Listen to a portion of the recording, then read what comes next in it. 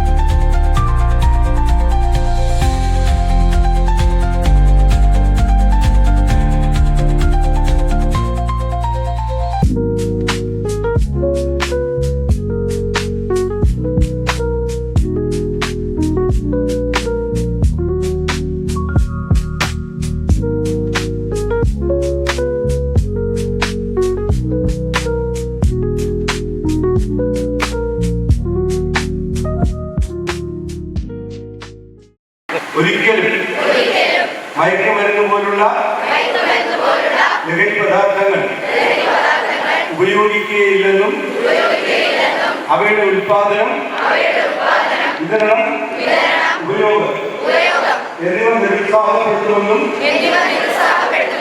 വ്യക്തികൾക്കും കുടുംബങ്ങൾക്കും സമൂഹത്തിൽ വിപത്തായ മയക്കുമരുന്ന് പോലീസ് നടത്തുന്ന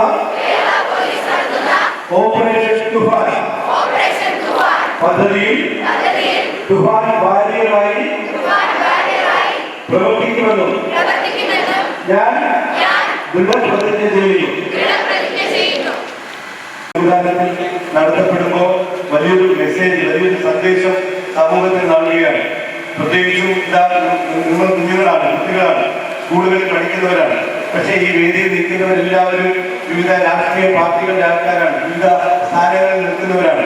ഞാൻ സൂചിപ്പിച്ചത് ഈ പരിപാടി ഓപ്പറേഷൻ തുഫാൻ കൊടുങ്കാറ്റായി ലഹരിക്കെതിരെ സർക്കാർ ആഞ്ഞടിക്കുമ്പോൾ അതിന് രാഷ്ട്രീയമില്ല, അതിന് ജാതിയില്ല, മതമില്ല, വർഗ വ്യത്യാസങ്ങളൊന്നുമില്ല.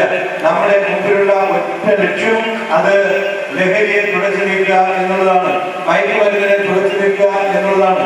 നമ്മുടെ ലഹരി ഒന്ന് പഠനത്തോട്, ഒന്ന് സ്പോർട്സിനോട്, മറ്റൊന്ന് NCCയോട്, അത്തരത്തിൽ വരുന്ന NSSനോട്, നമ്മുടെ സമൂഹത്തെ പ്രത്യേകിച്ച് കായികപരമായിട്ടുള്ള വിഷയങ്ങളോട്, അത്തരം വിഷയങ്ങളിലേക്ക് നമ്മുടെ ലഹരിയെ മാറ്റിയെടുക്കണം എന്നുള്ളതാണ് ഇതിന്റെ ലക്ഷ്യം.